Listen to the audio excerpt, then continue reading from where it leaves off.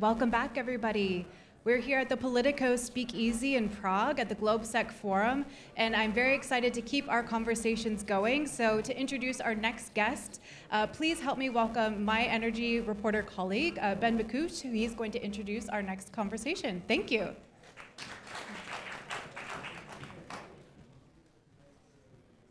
Hello, everyone. Welcome to the Politico Speakeasy at the GlobeSec Forum. I'm Ben Maku. I'm an energy reporter in Brussels. And joining me on stage is Leila Benali, Minister of Energy, Transition and Sustainable Development of Morocco. We actually spoke earlier today. Yeah. These chairs are way better than the ones we had. Yeah, true. Very true. But I wanted to kind of pick up where we left off, because we talked about it, didn't talk about it extensively, but you mentioned that talking about China and renewables is so passé, and the future of renewables actually involves a lot more of Africa as a continent. And I'm wondering, expand on that, tell me more. Well, I think what I was trying to say is, if you look at the value chains of clean tech today, not only renewable energy, but renewable energy, batteries, storage, grid management, artificial intelligence, new nuclear technologies as well. 70 to 80% of market shares now are being concentrated in China. And I'm just saying that it took more than a decade to build that. It's not an overnight construction. So to be talking about it today in 2026 is a bit passé, because I remember the time around the Fukushima disaster, I think, when a number of European renewables companies or clean tech companies were going bankrupt because China was putting a major bet on clean technologies and including renewable energies. So I think my point is, let's look, since we are in a security conference, Politico is this center of foresight. Let's be a little bit more outgoing in foresighting the future. And the future that is being built today is the nearly 2 billion people that are in China, that are in Africa, that are writing the rules of the future. I mean, people like to say that in 2050, 1 in 4 persons in the world will be African. I'd like to think that between now and then, you have a number of geopolitical issues, demographic issues, but also industrial and technology issues that are being shaped in Africa as well, we better be watching. We better be watching what is happening today in Africa, because in 2045 or in 2046, 20 years from now, it's going to be too late. And we will be having these conversations in forums, but Africa would have already change its and then I'll give you another example. After this year, with the Iranian crisis, people just realized that Nigeria, our friend, billionaire from Nigeria, was able to put on stream a 600,000 barrels a day refinery in Nigeria.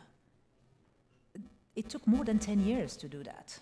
It took him a lot of financial risk-taking, a lot of industrial risk-taking to be able to do that and to reach the stage that it is reaching today, to be able to supply, again, traditional fossil fuel energies to the world. So I think my point is, it's a trajectory. China is definitely important, definitely clearly important today, but it took 15 years to reach that, to reach the situation it is in here today. I mean, your country got ahead on renewables to begin with, and do you think that has helped insulate you from this crisis? Right. I think Morocco's energy strategy is very simple and very stable, and it's been the same since it was launched in 2009 by His Majesty King Mohammed VI, based on one single triangle, a very simple triangle. You have renewable energy at the top of the triangle, with targets that are evolving over time. You have energy efficiency and efficiency of resources as your second pillar of your triangle, and then regional integration and connectivity of markets, because we are the only African country that is interconnected to Europe, to the Atlantic basin, and to the world, electricity-wise and gas-wise. And natural gas is at the center of all that because it enables you to achieve the three pillars at the same time. And that policy has been stable since 2009, while you've seen other countries going back and forth about their clean strategy or their energy strategy. The fact that our energy strategy has been stable helped a lot. And in 2016, His Majesty also launched the Atlantic African Corridor, which at the time was viewed as a very risky endeavor, connecting 13 African countries from Nigeria to Morocco and connecting them to Europe, especially that these are not the most stable countries in the world. However, our point was, for God's sake, I mean, it's high time for the world to realize that Africa is a solution. And unless you solve some of the very difficult terrorism issues, social issues, and development issues in Africa, the world cannot win its wider economic and social transition, including the energy and digital one. So yeah, I mean, Morocco has been building carefully its energy transition. In terms of renewables, we have exceeded our 45% target of renewables in our electricity capacity. We will be reaching the other target of 52% by 2030 before. We will be reaching it next year. But I think that's not the most important. The most important part is to showcase the fact that we are not a country in a vacuum. We are a country that is very much interconnected with our space and also respecting the rule of law. And that for us is very important because it's only with that that you can build long-term stable partnerships. And speaking of interconnectedness, there's obviously a business opportunity in Europe right now because we're electrifying, trying to find more resources, especially with the Iran crisis happening. Where has been the business opportunity for your country to potentially sell to Europe? Well, I mean, if you look at all the commodities where you have seen a lot of volatility now, I mean, I would say that energy has not been the most volatile. Agricultural commodities, fertilizers, helium. You have a number of commodities that have witnessed major volatility over the last year or so, and I would say over the last 5 years since COVID crisis, that go beyond that. So now Morocco has that major advantage of being the largest, if not one of the largest phosphates producers and exporters and fertilizers producers and exporters. So it's very important for us to continue to be viewed, but also to demonstrate that we are a stable supplier to the world of fertilizers. So that's one. I would not call it a business opportunity, but I will definitely call it as a credibility opportunity because I think the world is craving credible partners right now. And I think the second business opportunity is, of course, strategic partnerships that we are building with our neighbors. Morocco really wanted to demonstrate that it can be that stable corridor, one of the multiple corridors, if I take the example of Europe, but definitely the stable, reliable corridor for energy as well. So yeah, I mean, making sure that those energy connectivity projects that have been on paper over the last few years finally become a reality. So one of the latest, most advanced strategic partnership that we have on energy connectivity is with our French partners. We have a number of others.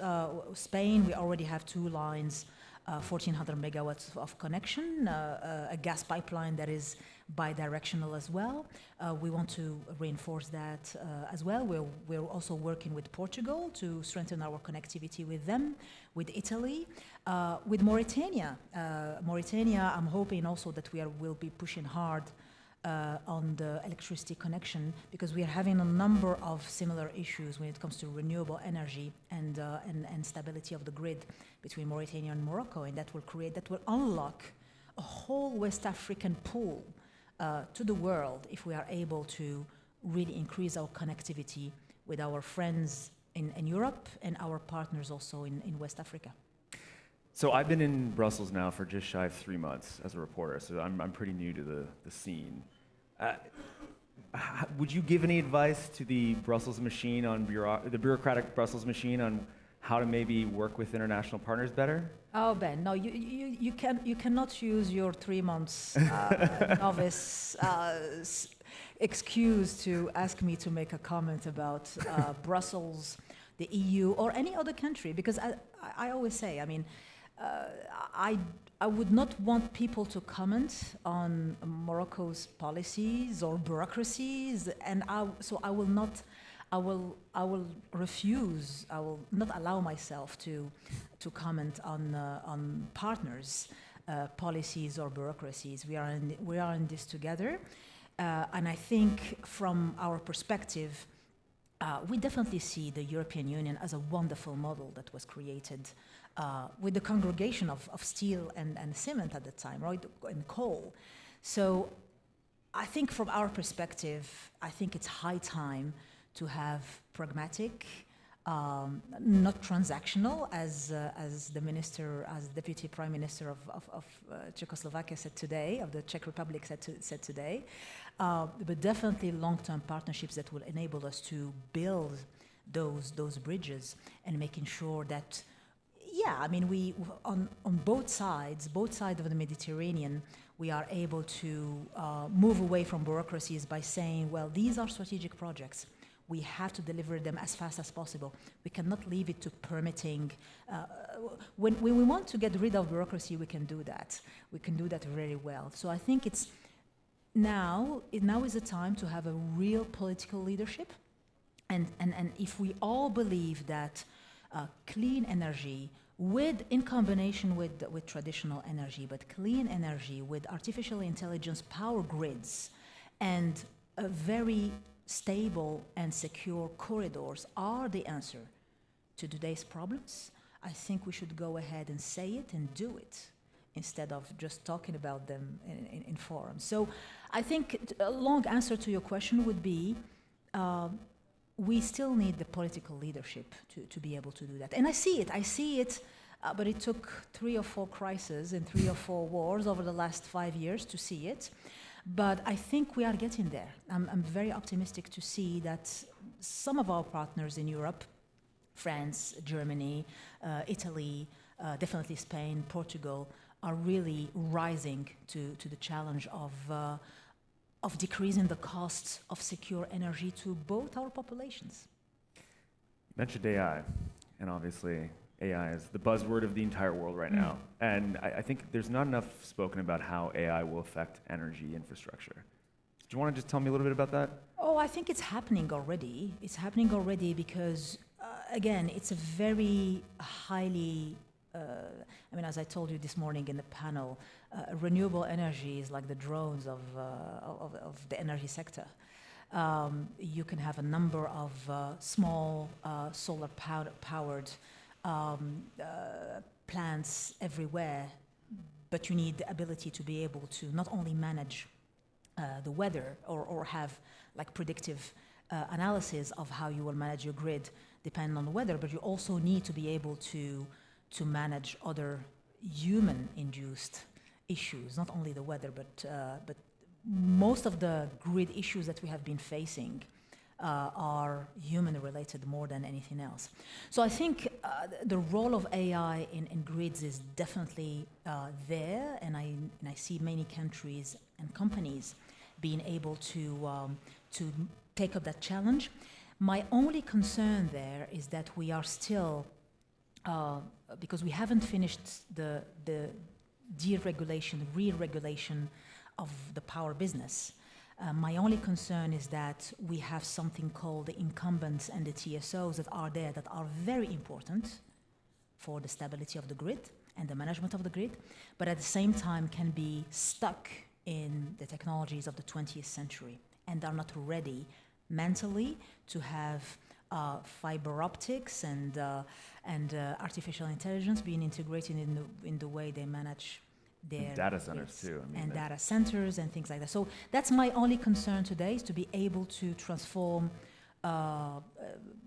energy TSOs in general, not only electricity, but you also have some more or less the same problem with the gas infrastructure and gas TSOs. But I think in electricity is where you see the most acute issues, because it's much more challenging to build transcontinental power cables than it needs to build anything else. And it's not because of the technology, it's because of the institutional bureaucracy. So obviously Europe has provided a model for decarbonization. I mean, it's struggling with it in some ways. A model of? For decarbonization. Yeah. There's a lot of debate around that. I cover the emissions trading system, so it's an ongoing project, but it's a model. How can developing countries decarbonize but also not sacrifice economic growth? Well, they can do that by really being. It has to be ingrained as a conviction that decarbonization will enable you to reach low-cost, low-carbon energy for your population and for your economic and industrial tissues. Let me give you a very small example.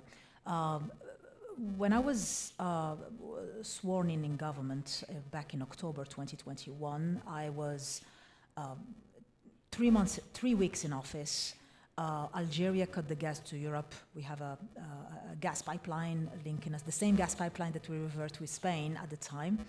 It took us like 9 months to be able to do that, with a lot of fights and internal stakes.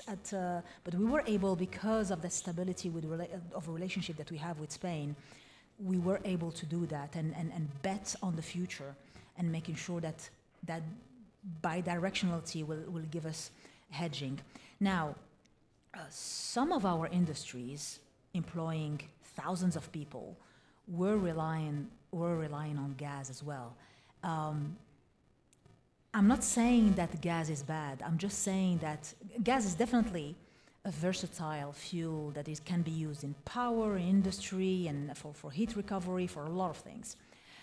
But the issue that we were faced with is, because those industries were not decarbonized, they were reliant on a single source of fuel, and overnight I had to find myself in a situation where I have to find a solution for those 3,000 families for which the employee was going to lose his job because of a gas supply crunch. Not the Algerian one, another one, a domestic gas supply crunch. So I think from our perspective, it's important to understand that the price to pay of your people going unemployed is much higher than decarbonizing your industry. And today, the trick is to reach the economies of scale. If you continue as a developing country to view your market as a single market, of course you will never be able to fully decarbonize, because you will never reach the economies of scale that will enable you to decarbonize and to demonstrate that renewable energy with storage at base load today is much more competitive compared to, let's say, $8 per million BTU gas, or $80 oil. And I'll stop the comparison there. I don't want to start to compare with coal. But if you don't take into account the price of unemployment, the price of drama that some dramatic issues that we're having sometimes, because a kid cannot do his homework, because a person does not have access to oxygen in a hospital because of lack of energy. If you don't take that into account in your price, of course you will not decarbonize. If you continue to compare levelized cost of energy between oil, and you have a bunch of consultants who will put that on PowerPoint slide, you will not decarbonize indeed, because you don't take into account the value of life. You don't take into account the value of prosperity of your people. And just one last question, because we only have a minute left, but we talked a little bit about this morning as well, but obviously your country has the Strait of Gibraltar with Spain. There's a massive, the Strait of Hormuz is being choked right now. Not that I'm inferring that you would do that. But has there been sort of a model now worldwide for other states that look at potentially disrupting an energy market out of a geopolitical interest? Oh, when it comes to choke points specifically? Yeah. I think, I think that's a conversation that started after the 28th of February and definitely after the 18th of March when Ras Laffan was hit. And yeah, we see, the 100,000 of ships that go through the Strait of Hormuz. I think there's a number of ships that are now using that route much more than before. I think it's high time to also to not make this precedent, even if it's unprecedented, as a precedent for the future. Spain and Morocco have proven in the past, and they will continue to prove that when it comes to the Strait of Gibraltar, we will definitely abide by the rule of law and will continue to follow the guidelines of the International Maritime Organization and the UNCLOS guidelines and articles that prevent any joint states joining a strait to prevent or to put a toll or a fee on the use of that strait. And I think it's high time to emulate those type of models and to showcase again that those straits, and I think that's a role for Politico, to talk more about the Strait of Gibraltar and how things are stable there and the rule of law and multilateralism is being respected, than to be weaponized. Weaponized by social media and talk a lot about the Strait of Hormuz. As I told you this morning, the Strait of Hormuz, any energy analyst or security analyst in the world over the last 30 years have been reading articles about the Strait of Hormuz. I think it was cry wolf for more than 30 years. Well, now it's happening. Let's make sure that it's not setting a precedent for other choke points, indeed, in the world to do that. Well, on that note, thank you very much. I appreciate you listening to me so many times today and for being here. Thank you. Thank you very much, man. Thank you, Politico.